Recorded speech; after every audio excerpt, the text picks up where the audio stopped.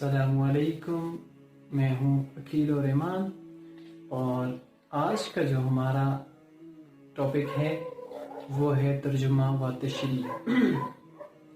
Syllabus के मुताबिक सूरह बकरा की इब्तदाई 5 आयात सिलेबस के अंदर शामिल हैं, तो उनका आज हम तर्जुमा और तशरीह देखेंगे।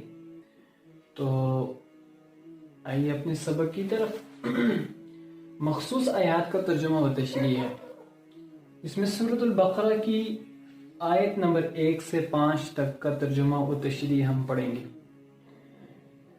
सबसे सूरह बकरा वो हमने आयत और सूरत इब्तदाई सबक में पढ़ लिया था। तो आज बकरा किसको कहते हैं, बकरा किस से मुराद क्या है। बकरा अरबी में गाय को कहते हैं।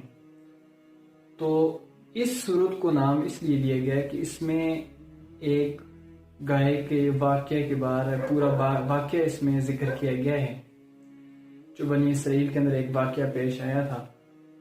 तो इस वजह से इस सूरत का नाम सूरत अल-बकरा रखा गया है। और ये सूरत मदनी है। मक्की और मदनी ये 2 सूरतें होती हैं। अब मक्की और मदनी में फ़र्क है। लोग तो ये कहते हैं कि उसमें जो बात मशहूर है कि जो मक्का में नाजिल हुई मक्का और जो मदीना में नाजिल हुई वो मदनी सूरतें हैं। ऐसा नहीं है, यानी कि जो हिजरत से पहले नाजिल हुई हैं वो आयात क्या हैं, मक्की हैं, और जो हिजरत के बाद नाजिल हुई हैं वो सारी की सारी आयात क्या हैं, मदनी हैं। बिस्मिल्लाहिर्रहमानिर्रहीम। सूरह बकरा आयत नंबर 1 से 5 तक। अलिफ लाम मीम। अलिफ लाम मीम कहते हैं हरूफ मुक़त्तिआत हैं। अब हरूफ मुक़त्तिआत से क्या मुराद है, इसके बारे में मुख्तलिफ कौल हैं। बाज़ कहते हैं कि हरूफ मुक़त्तिआत का इल्म अल्लाह ही को है कि इससे क्या मुराद है अलिफ लाम मीम से, कि ये इलादा लफ्ज़ हैं। अलिफ लाम मीम 3 इलादा लफ्ज़ हैं, तो इससे क्या मुराद है। तो मुफस्सिरीन ने इसकी कोई तफसीर बयान नहीं की कि इससे मुराद क्या है। वल्लाहु आलम बिमुरादिही, कि अल्लाह ही इसकी मुराद जानता है कि इससे क्या मुराद है। तो बाज़ कहते हैं कि ये हर सूरत का नाम है। जैसे अलिफ लाम मीम है, अलिफ लाम मीम रा है, और अलिफ लाम मीम साद है, और साद है, नून है, ये सारी। तो बाज़ के कौल के मुताबिक ये आयात के क्या है, नाम है। और बाज़ मुफस्सिरीन ने इनसे ये मुराद लिया है कि ये अल्लाह के मखसूस नाम हैं। जैसे त्वाहा और ये सारे के नाम हैं, ये अल्लाह के मखसूस और बड़े नामों में आते हैं। तो ये 3-4 कौल बाज़ उलमा ने इसके ऊपर लिखे हैं कि हरूफ अलिफ लाम मीम जो है हरूफ मुक़त्तिआत में से हैं। आगे ज़ालिकल किताब ला रैब फीही, और ये किताब जो है, ज़ालिका ये किताब जो है, ला रैब फीही इसमें कोई शक नहीं। अब ज़ालिका ये इससे क्या मुराद है, इससे मुराद ये कुरान मजीद है, कि इसके बारे में, कुरान मजीद के बारे में पहली जो आसमानी किताबें उतरी हैं, जो नाजिल हुई हैं, उनके अंदर भी इस किताब की तस्दीक मौजूद थी। इस किताब का हवाले मौजूद थे कि आखिरी किताब नाजिल होगी, जो मोहम्मद सल्लल्लाहु अलैहि वसल्लम अल्लाह के आखिरी नबी होंगे, आखिरी शरीयत होगी। तो इससे मुराद ये किताब है, यानी कि कुरान मजीद। तो इस किताब के अंदर क्या है, ला रैब फीह, कि इसमें कोई शक भी नहीं है।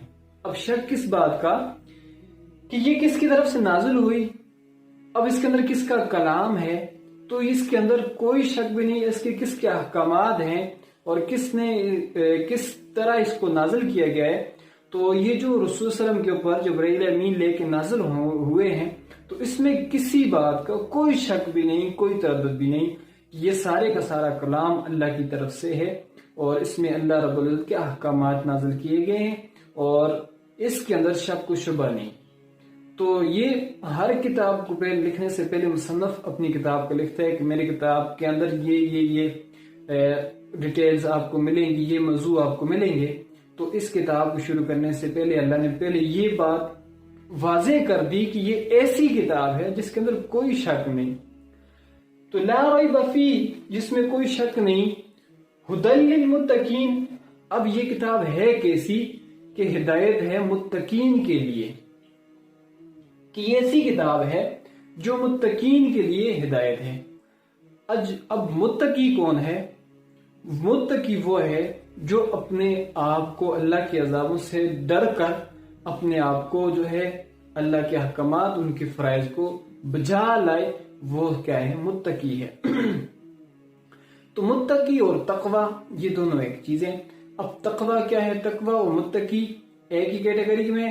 کہ تقوی کی میں ایک مثال بیان کرتا ہوتا ہوں کہ اس طرح ہے کہ ایک شخص ہے اپنے آپ کو جس طرح ایک جاڑی دار جنگل سے اپنے آپ کو بچاتا ہے، اپنے جسم کو بچاتا ہے اور اس سے باہر نکلنے کی کوشش کرتا ہے، اپنے کپڑوں کو بچاتا ہے، تو یہی مثال ایک انسان کی ہے کہ وہ دنیا کی الجھنوں سے، دنیا کی محبت سے اور دنیا کی تکلیفوں سے اور اپنے آپ کے کام کاجوں سے اپنے خود کو نکال کر، جس طرح جاڑی سے نکال کر وہ اپنے آپ کو محفوظ لے جاتا ہے، تو جو شخص دنیا کی الجھنوں سے نکل کر اپنے آپ کو محفوظ اللہ کے فرائض کو بجا لاتا ہوا، جس نے آخرت کو مد نظر رکھ کر اپنے آپ کو برے کاموں سے روک لیا، اللہ کے ساتھ شرک نہ کیا اور اللہ نے جن احکامات سے منع کیا ہے ان سے اپنے آپ کو بچا کر جو نکل کے اپنی زندگی گزار لی، وہ شخص متقی ہے.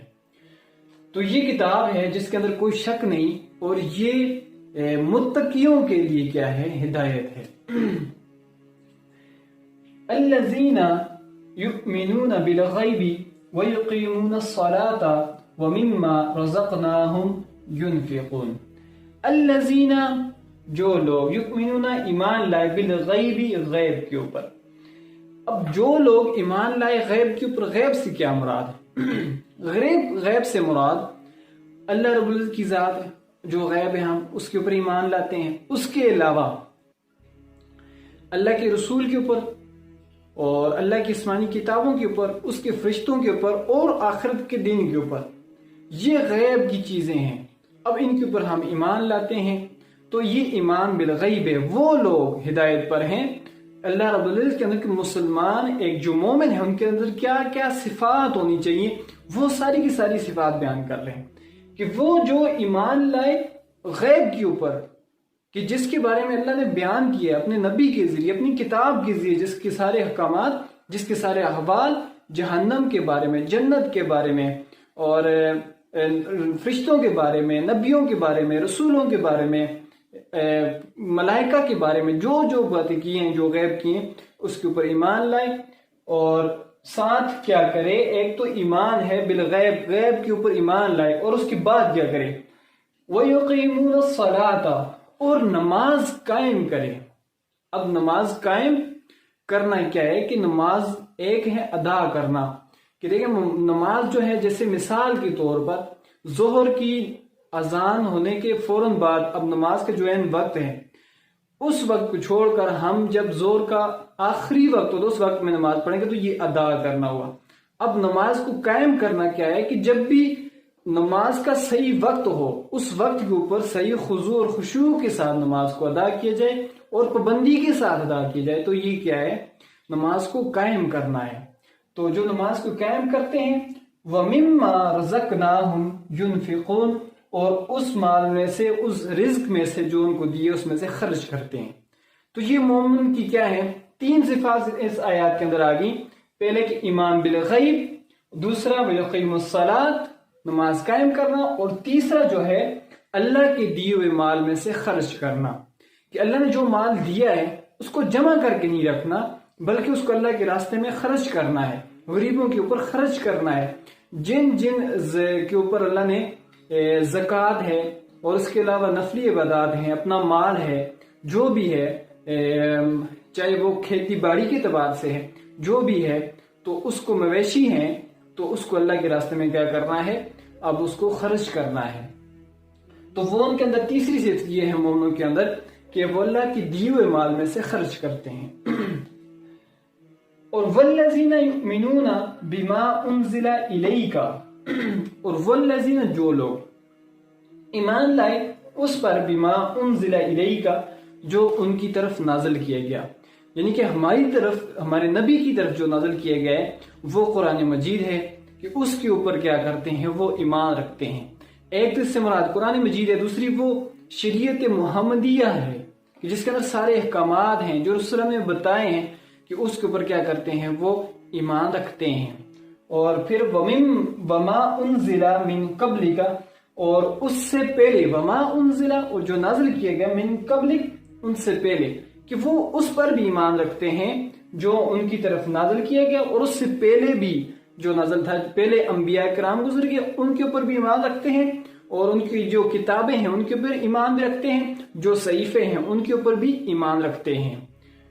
اور وبالآخرۃ ھم یوقنون، وہ لوگ جو والذین یؤمنون بما انزل الیک، اور وہ لوگ جو ایمان لائے جو بما انزل الیک جو ان کی طرف نازل کیا گیا، اور وما انزل من قبلک جو ان سے پہلے نازل کیا گیا اس کے اوپر ایمان رکھتے ہیں۔ یہ چوتھی صفت آگی مومن کی، پہلی ایمان بالغیب، یقیم الصلاۃ، اور مما رزقناہم ینفقون، اور یؤمنون بما انزل الیک وما انزل من قبلک، اور جو ان کے اوپر نازل جو ان سے پہلے نازل کیا گیا اس کے اوپر۔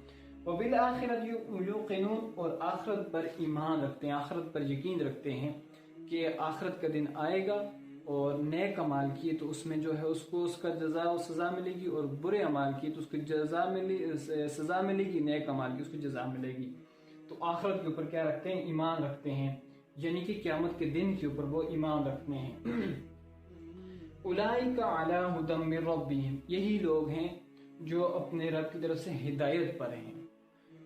وَأُولَئِكَ هُمُ الْمُفْلِحُونَ، اور یہی لوگ جو ہیں فلاح پانے والے ہیں۔ تو یہ مومن کی صفات، ایک جو مومن ہے تو ان کی صفات اللہ نے یہ بیان کی ہیں کہ مومن کے اندر یہ صفات ہونی چاہیے، جس کے اندر یہ صفات ہوگی اولئک ھدی من ربہم، وہ اپنی رب کی طرف سے ہدایت پر ہے، اور وَأُولَئِكَ هُمُ الْمُفْلِحُونَ، اور وہی لوگ کیا ہیں فلاح پانے والے ہیں، کامیاب ہیں۔